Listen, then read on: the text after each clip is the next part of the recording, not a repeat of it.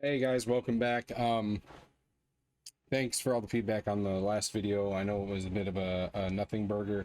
We're gonna do a couple videos today. We got a lot of news to cover from Raid, and I'm gonna kind of break this down into I think 3 videos.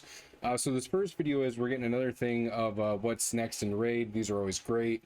It always seems like whenever you've lost passion for the game, these come out. They really push them.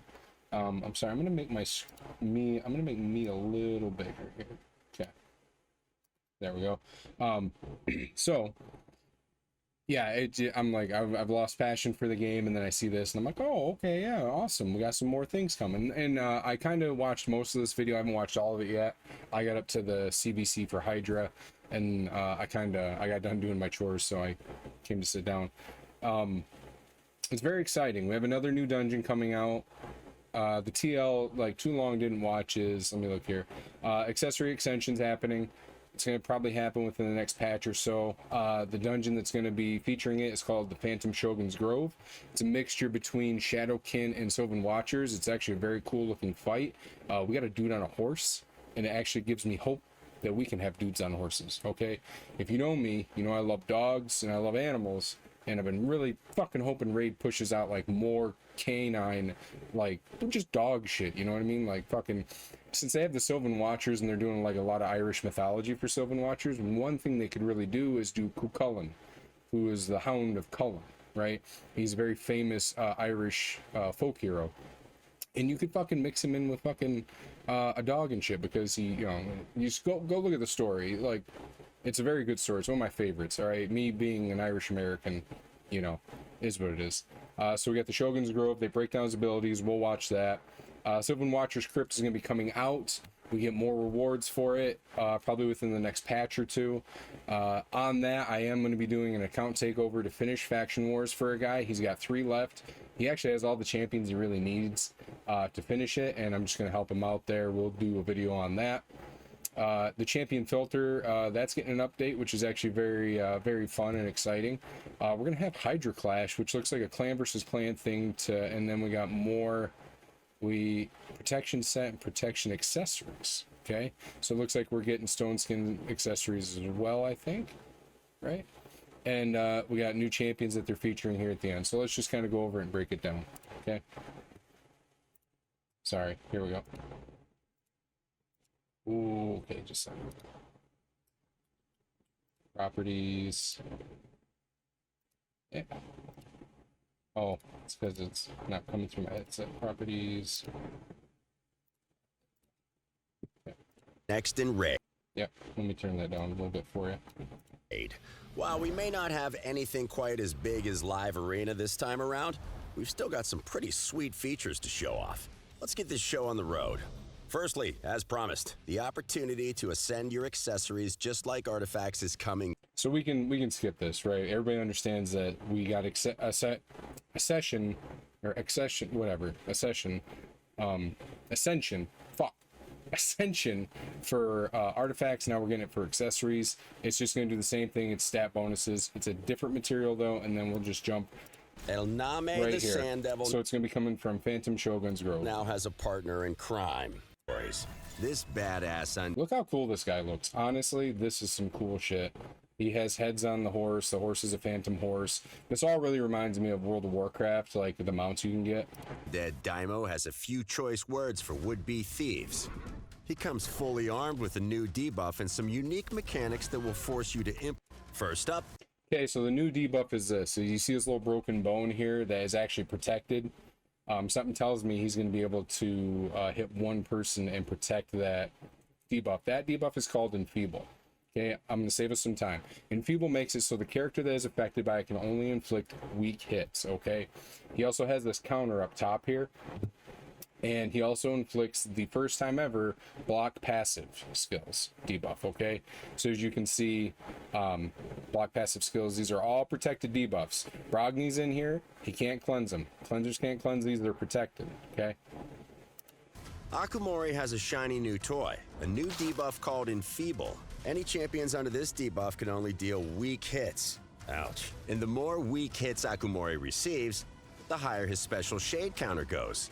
Double ouch. As you have probably guessed, that's bad. Very So as we can see here, some of these enfeebles are not protected. These can be cleansed. bad, in fact. It increases Akumori's critical rate and critical damage, makes him immune to a bunch of effects, and sets him up to deliver devastating single-target nukes that ignore protective buffs. Okay, so he has single target nukes. This is a very good thing. And then he will ignore any protective buff. So he'll ignore strengthen, he'll ignore increased defense, shit like that. This is actually a very good thing because okay, here's my thing. I feel like this dungeon's going to be a lot easier than Sand Devil's Necropolis, okay? And I think that's their intention as well, because you can like, hear me out. You can doing ascension on accessories is not as good as ascending artifacts, okay? Because here's one, you're not going to get extra speed out of ascending accessories, right? Because you don't have main stat. It only affects the main stat, shit like that. So I feel like this dungeon's going to be easier, okay? Which is a good thing. I really still think they need to tweak Sand Devil's Necropolis and bring the difficulty down. They probably won't do that until they come out with new harder content, so it can make it accessible more so for everybody. That's without mentioning the fact that once the shade counter is almost full, the shade counter is this thing right up here, okay? You guys can't see my mouse, but it's that 35 on screen right there. Akumori begins to ignore 100% of your champion's def as well. Triple ouch. Yeah, so he'll ignore 100% of your defense. This fearsome Phantom Shogun also has a block passive skills debuff on one of his skills. So as you can see, he placed that before they, or after they placed the block debuffs.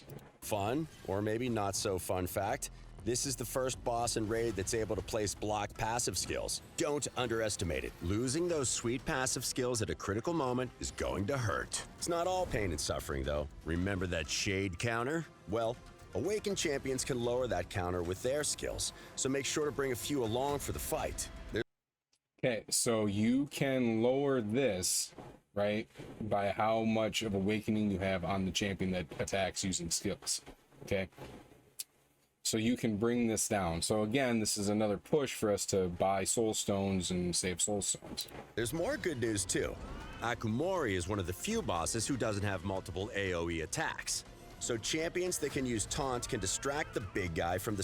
Right, and now here's an implication that you can actually start using taunts. We haven't really had a chance to implement taunt in the game effectively. This seems like that's what it's going to be. I have Dunedain, or whatever his name is. The Runic Warden or whatever, they're fucking epic. Let me just pull this up here. So, yeah, sorry guys. Let me do that. Nope.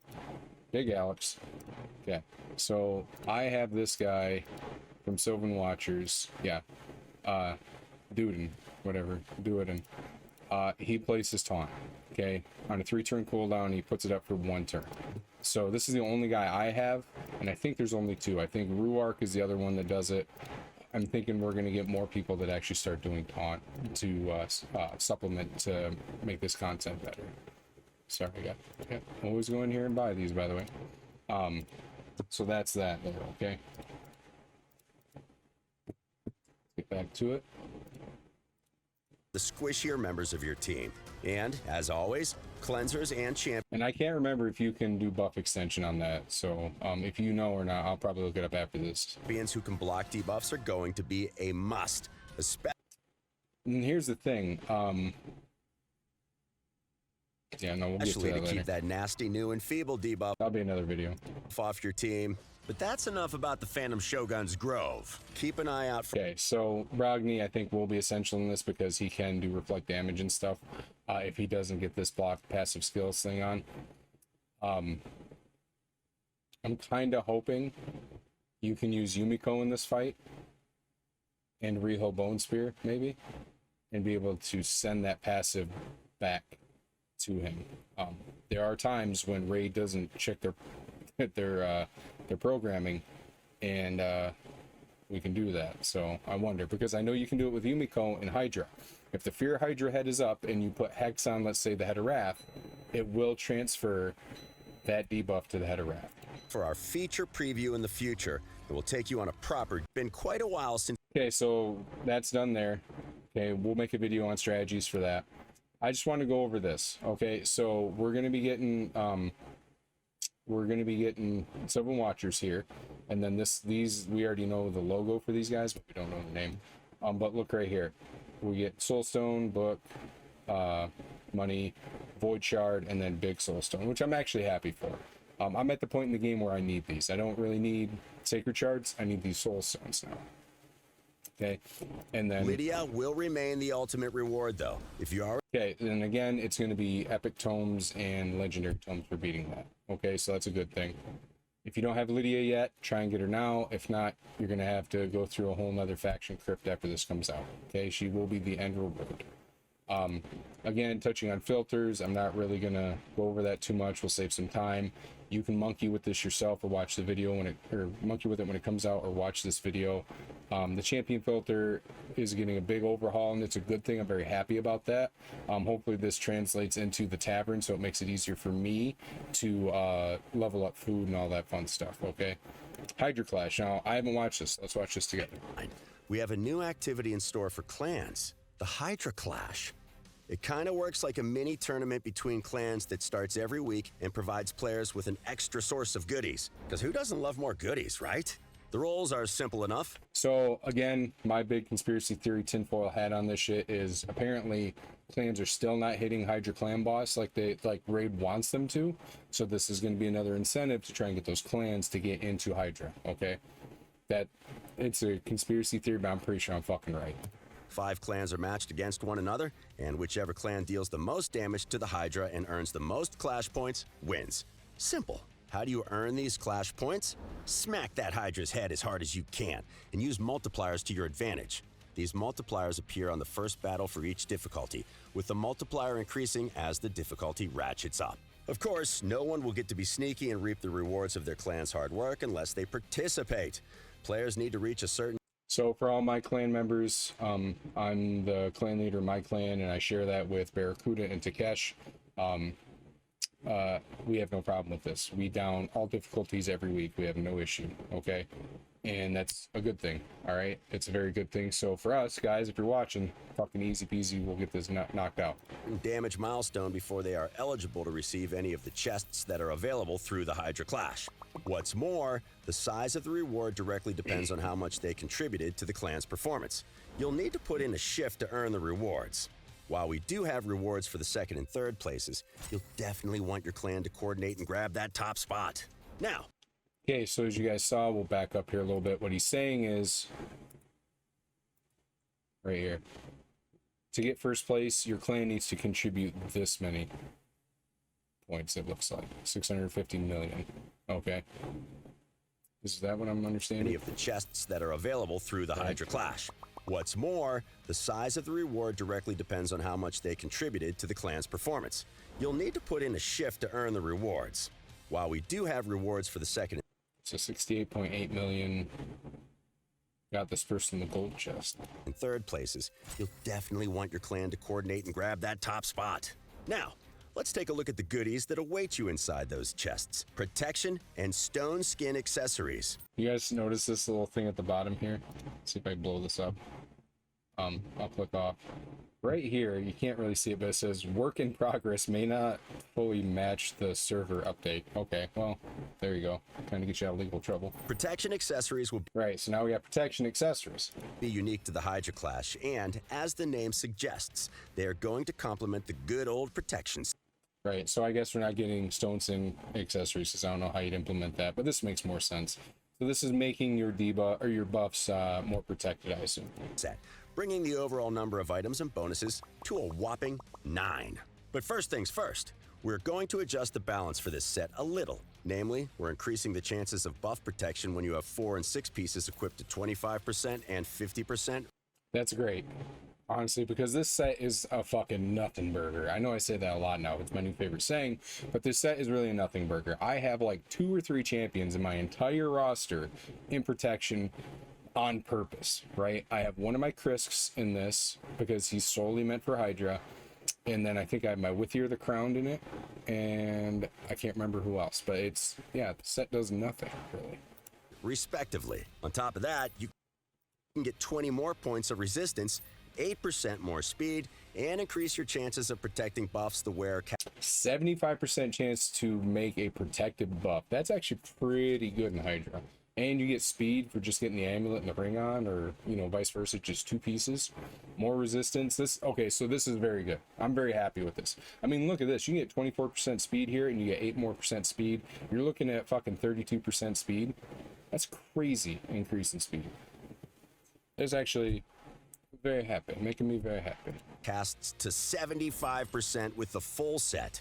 Not only that, but we're adding another new effect for the full set. Champions will deal 5% more damage for each buff placed on them by a champion with the full protection set. This is a must for support Okay, so this is going to make your supports deal a little bit more damage. Okay. Champions. Allowing them to place and protect buffs is a big deal, as well as increase the damage output for other champions. Then we have Stone Skin Accessories. The new bonuses are as follows. 8% more HP for 7 pieces of the set equipped, extra 40 points of resistance for 8, and for the full set, we're increasing the shield granted at the start of each round from 50% of your champion's HP to 75%. So I did wonder like how they were going to implement this. Like, oh, is it going to be up to 3 turns and then just fuck this game? No, so this is a smart thing. So they're just making the shield that's on the champion bigger, I guess is the best thing you can do. And yeah, this is all very good. Very good. 5%. If you want to really ruin an opponent's day, a couple of champions. You want to really ruin an opponent's day? Yeah, have a rotoscope against a Ultimate Death Knight. There you go. All right, so very cool. Let's just, that seems the end of that. Untouchable. Let's look at the new champions. We're coming to the end of the video, so we'll wrap up with our traditional parade of upcoming champions. This guy looks really cool. Molten Lizard person. Oh yeah, this is some tribal Hawaiian Pacific Islander shit. I like that. And he's a salamander, right? Because salamanders are fire-based creatures. This dude is definitely a salamander. That's some cool shit. The Gallon Pack's getting some sweet new and his tail looks like it's been cut off and there's molten shit coming out of it. That's legendaries, cool. Including a fiery salamander warrior, a vicious and ferocious orc, and a... This poor orc, man. He went head first into a fucking bear trap. Definitely not the smartest orc in the faction. Ferocious orc, and... he's the Merle from Walking Dead of orcs. Look at this fucking giant bear trap chainsaw in his hand. The terrifying Ogren Chieftain. Oh, now we have the Ogren Chieftain. All right. And he's got a dead dragon on him. Cool. Outside of the Gallon Pact, there's plenty more coming, including a pious Templar of the Sacred Order. The pipeline is stocked full of awesome champions on the horizon. That's a new dwarf, it looks like. So keep your eyes peeled on our social media for their arrival in game. And that's everything we have to show you. Okay, that's it. Sorry about the long video. I don't really care to do these kind of videos where you watch with me and get my perspective on it, but I like it. Everything looks cool. I'm still waiting on that fucking white wolf chick that they had for Skinwalkers. I wonder where that bitch is. I wonder where she is. I wonder if they're gonna put her in Sylvan Watchers, but okay. It's a good update. All right. As always, I love you. God bless and goodbye.